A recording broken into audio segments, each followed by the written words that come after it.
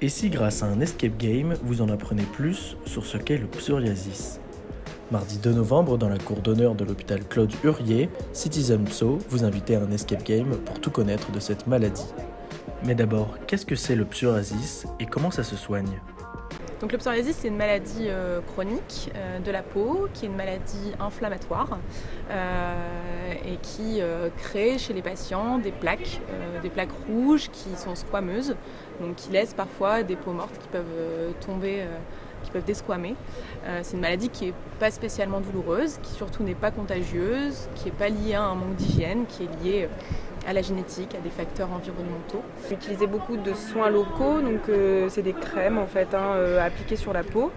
Et on peut utiliser également de la photothérapie, des cabines d'UV en fait chez le dermatologue. Et puis récemment, ça fait une dizaine d'années qu'on a des nouveaux médicaments qui arrivent petit à petit sur le marché, des traitements que nous on appelle des traitements systémiques, qu'on administre par voie orale ou par injection en fait sous-cutanée et qui s'appellent en fait des biothérapies. Pendant 25 minutes, Citizen Pso vous propose de résoudre des énigmes en équipe pour combattre les préjugés sur cette maladie. Je vais vous les organiser de telle sorte que...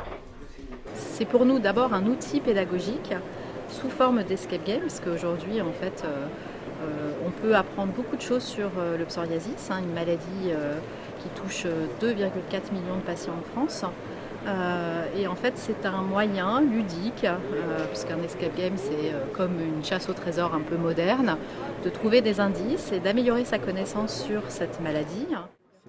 Depuis juin 2021, le laboratoire Janssen, partenaire de Citizen Pso, a mis en place une application de chat appelée Vic Psoriasis pour que tous y trouvent des réponses. Donc ça fonctionne de façon très simple, c'est vraiment une interface de chat. Le patient pose ses questions dans le langage qu'il veut.